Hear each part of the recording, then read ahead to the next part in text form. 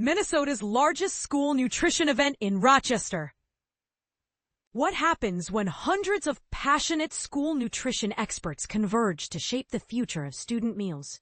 You get Minnesota's largest and arguably most influential gathering dedicated to school food programs.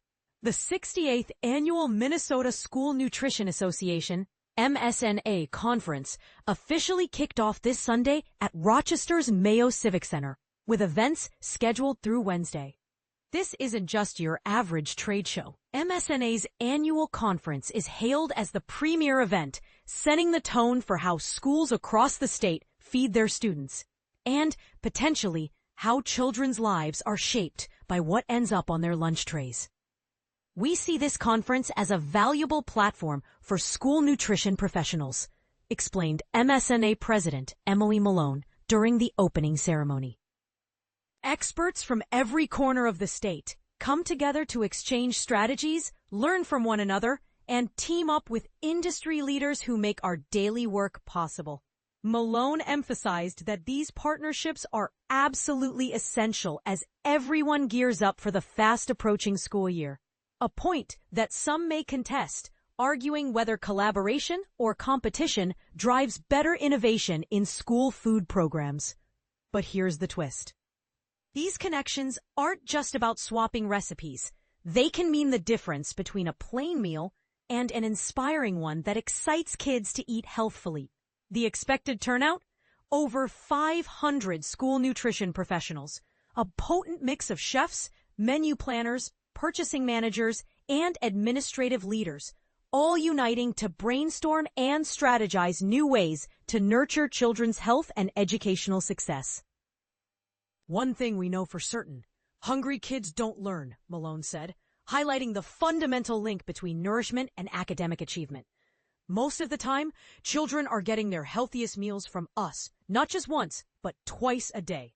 She pointed out a unique Minnesota advantage. Free school breakfasts and lunches are available to all students statewide. Imagine the impact of this policy.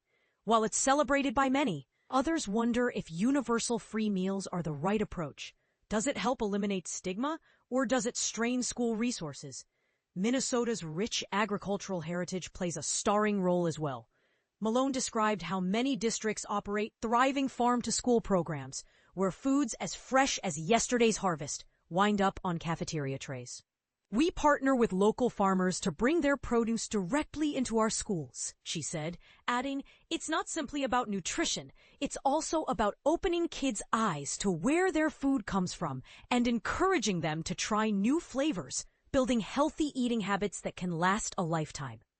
And this is the part most people miss.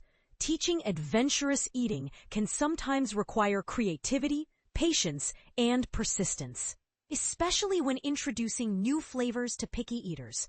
A standout feature of Tuesday's schedule is the region's largest school nutrition exhibit show, poised to make waves across the Midwest. With 160 vendors ranging from Minnesota K-12 food innovators to the Department of Agriculture itself, the event promises a smorgasbord of nutritional innovation. Attendees are set to sample everything from low-sodium main dishes to plant-based proteins, whole grains, and uniquely crafted recipes designed to tempt kids into eating more fruits and vegetables. It's a feast for the senses and a laboratory for healthier school menus. But here's where it gets controversial. As schools move toward plant-based and locally sourced meals, how should they balance taste, nutrition, and budget constraints?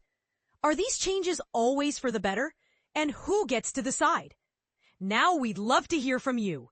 Do you believe universal free school meals are the best way to promote student wellness? Or do you think resources should be targeted differently?